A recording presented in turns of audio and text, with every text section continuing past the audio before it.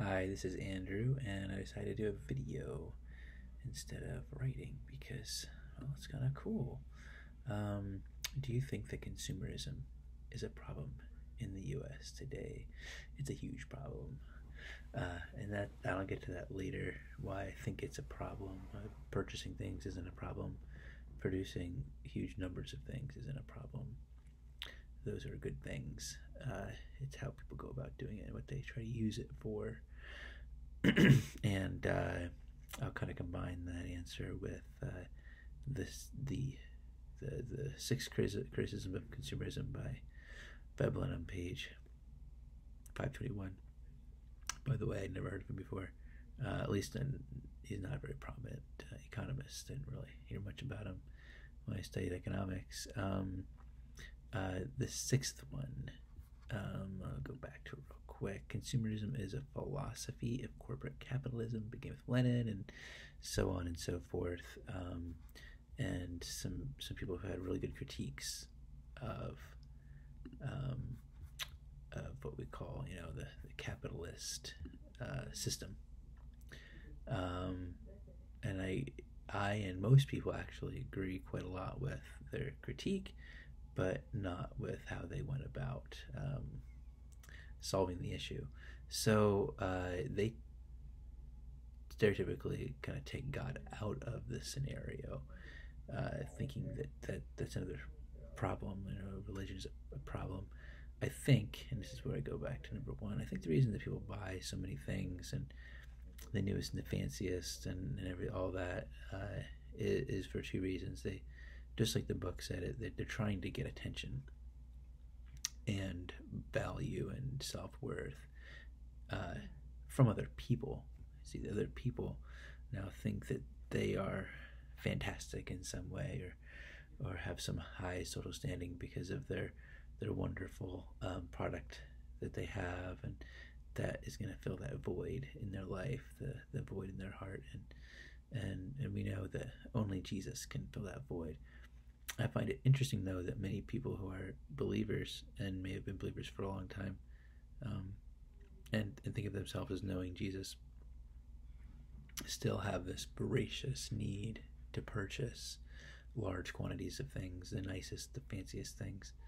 I find it very interesting. Maybe they just need to walk a little more with Jesus, and they won't have this need. I get a lot of flack actually from a lot of people. I don't like to purchase things. I'm just not a big consumer, unless it's chocolate milk, tasty. I'm sure I have some down some downfalls myself, but I just haven't had that issue. It's part of personality too.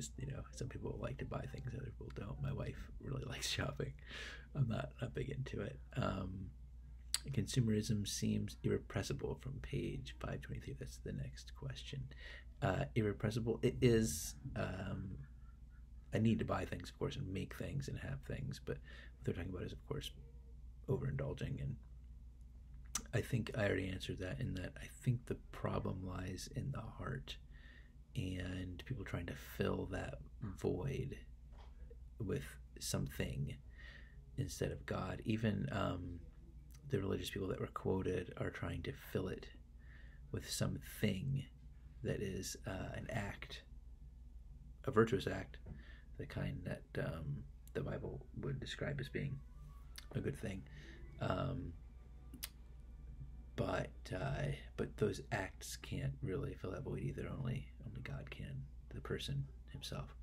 And of course, out of that filling, those acts should follow. Faith without works is dead, James tells us. So I'm going longer than 2 minutes. In your opinion, is the global rise of consumerism a positive or negative trend? Consumerism bad.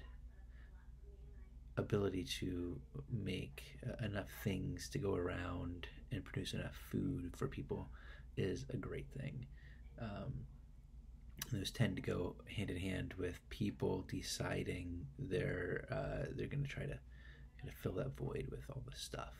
And obviously it doesn't work because they just go out and borrow money to buy more stuff and nicer things. Yeah, and I'll end it there. I'm obviously not a big fan of consumerism, um, other than it sometimes helps people, and economies develop to the point where people can be fed enough that they're not starving to death, and that is still a problem in large swaths of the world today. So that would be my main focus in life, I guess, is solving those larger issues. All right, I'm signing off.